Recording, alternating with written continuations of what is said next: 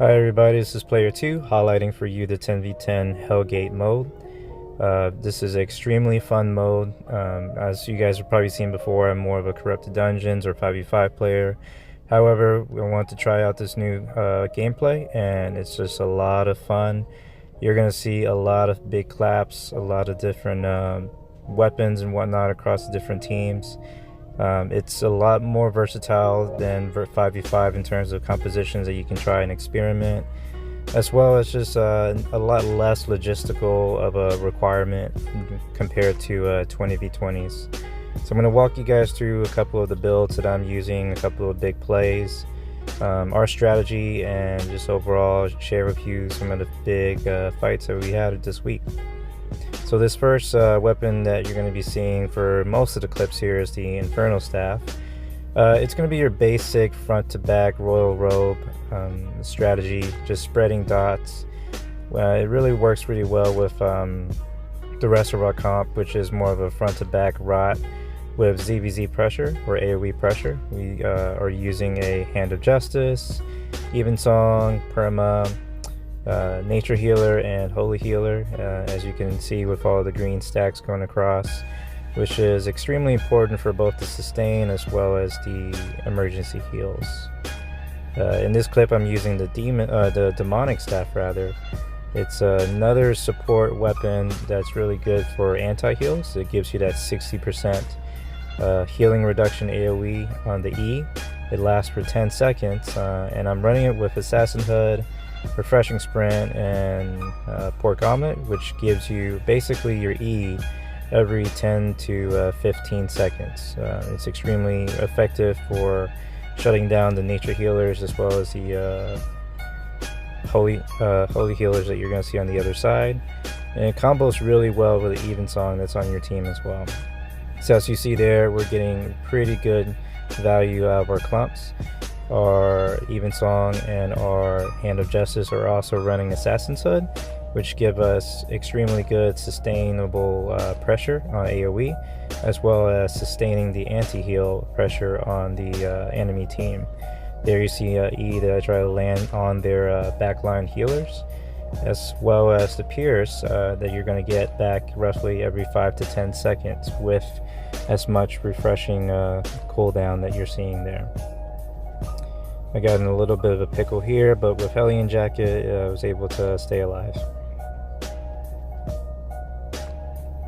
So this was a really good fight. Unfortunately, on the other side, Dip and friends let us know that they had to disconnect as soon as the fight started.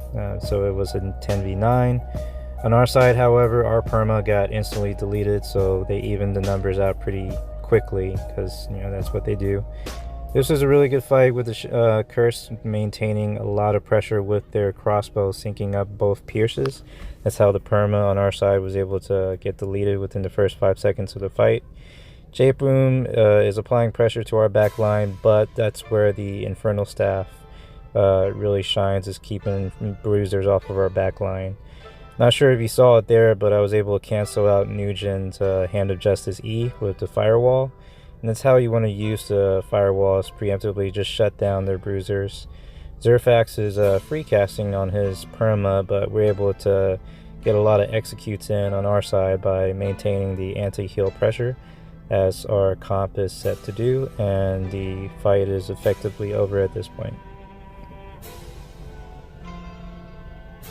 Here, this is a fight where we actually have our perma AFK in the top of the screen. Not sure if you saw that, so it's a 9v10. Doesn't matter, we stick to our game plan. Got a really good first engage for the Hand of Justice and our Shadow, not our Shadow Cowler, but our Spirit Hunter. Also really important to call out, I'm running Royal Robe on the Infernal staff. It's your basic Royal Robe Infernal staff build, but it's essentially probably one of the most important pieces of equipment for this comp, because it's really boosting the healing and damage of your healers, as well as your perma and your Spirit Hunter. Funnily enough, that's a wild staff just resetting right in front of me, just allowing me to free cast on him.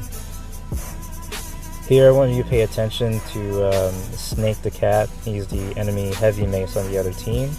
I'm pretty sure this is the first time that Snake the Cat has ever equipped Q3, which is a silence AoE puddle. As you can see, he's having a stroke there. I'm not sure if he realizes that he's not actually casting his Q. So Snake, I hope wherever you are that you get some practice in on landing that silence puddle. And this was pretty much a one-sided fight. Pretty much over as soon as the Carving Sword decided to play hero on the front end.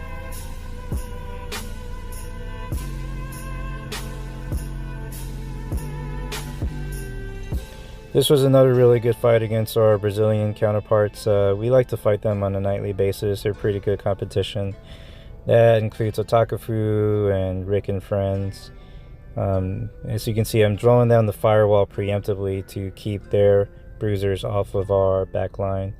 Rick started off the night on Dawn Song, which is a really good fire AoE to drop about 1,000 or so damage, as well as applying the 40% anti-heal. It doesn't really matter though, because our Even Song is running cleanse, helping us keep off of the debuffs, and our perma is just doing work in this fight. Here, just watch Rick get destroyed by that perma clap.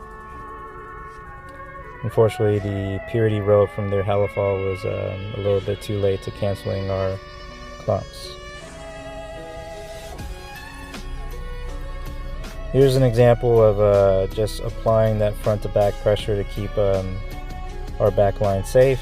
Their Spirit Hunter is on our backline, but after applying about 5 or so Qs, he decides to go back in, and then he's going to spread fire AoE to the rest of his team, who have all basically have been erased.